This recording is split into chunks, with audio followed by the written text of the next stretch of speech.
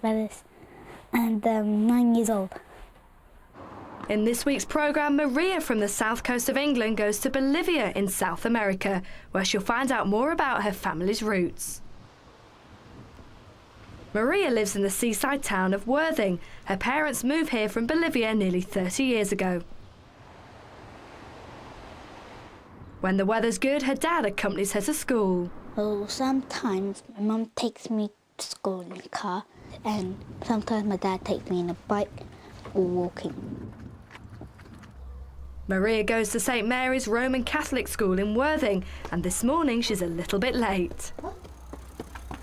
Good morning, children. Good morning, Mr. Schofield. I'm just going to take the register now. Can you just get on with the work that you've got out? Then I'll talk to you about what we're going to do this morning. Maria's in year 4. My favourite subject is maths, and I also like art a bit. It is. Maria's been to Bolivia a few times before, and her art is full of Bolivian colours and patterns. I don't know whether you all know, but Maria's mummy and daddy come from South America, don't they? Most people are really into her family's Bolivian culture. Their house is full of it. These are little people that are on the cushions with traditional clothes wearing. These are like what people dress in Bolivia. These are Bolivian cushions.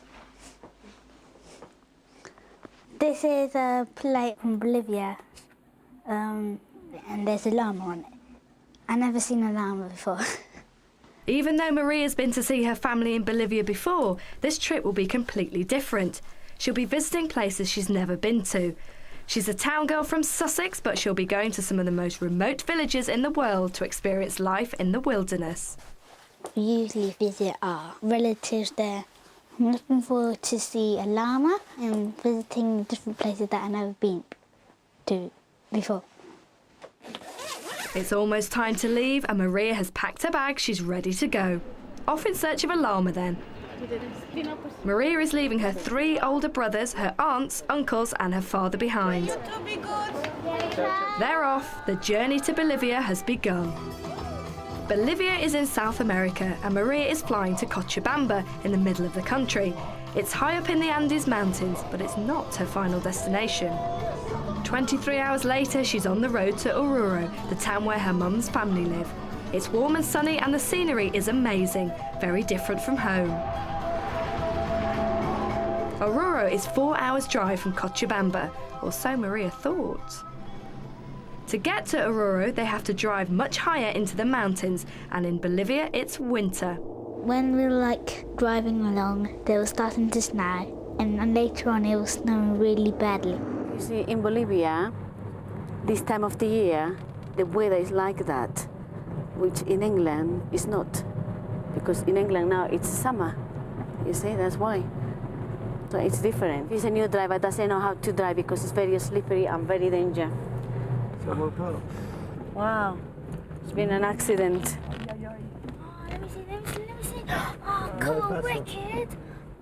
It's a bus, is it? Oh, look. Look at the car. Luckily, no one was hurt in the accident, but Maria nearly didn't make it off the mountain either. Lots of people were stranded, but Maria's driver, Mario, works hard to keep them safe. Later on, we decided to call him Super Mario because he got us through the snow. In fact, it turned out that this was the worst weather in Bolivia for 50 years, and it takes them another 6 hours to get to their destination. We have finally arrived at our room, and this is our room. At this point, they're really looking forward to warming up and relaxing, but it doesn't look like it's their lucky day. Oh, it's very cold in here. It's a really nice hotel, but they don't have any central heating. I think I'll go to sleep. Good night.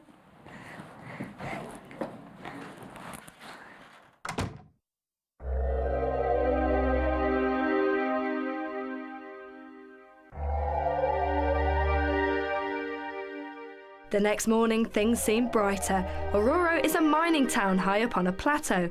It's the only city in the whole area. Really remote, like it's on the moon. Hundreds of years ago, the Spanish came to Bolivia and settled here, so lots of people speak Spanish and look European. but many of the people in the mountain areas come from families who lived here before the Spanish arrived. They speak the local language Quechua and wear traditional dress.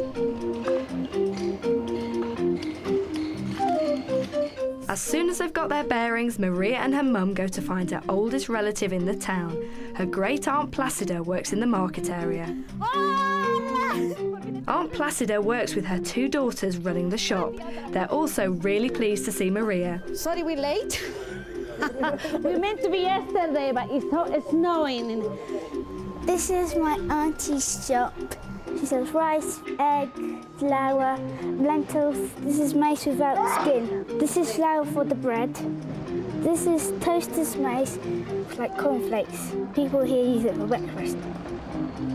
Maria's aunt wears a traditional Highland dress, lots of blankets to keep warm, and the hat is essential.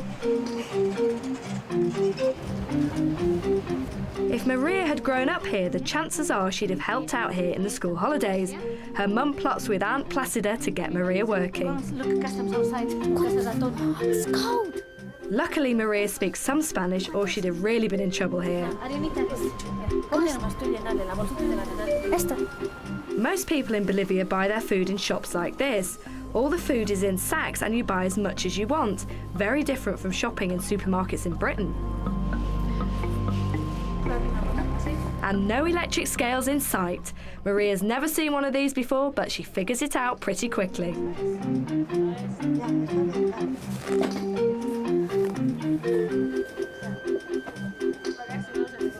Yay, money! Gracias. We need some more customers. Now my auntie gave me some money because I was working. She gave me 3 Bolivianos. That's about 40 pence. Not very much, but she did have a good time. We learned now how to weigh and things like that, and it was really fun.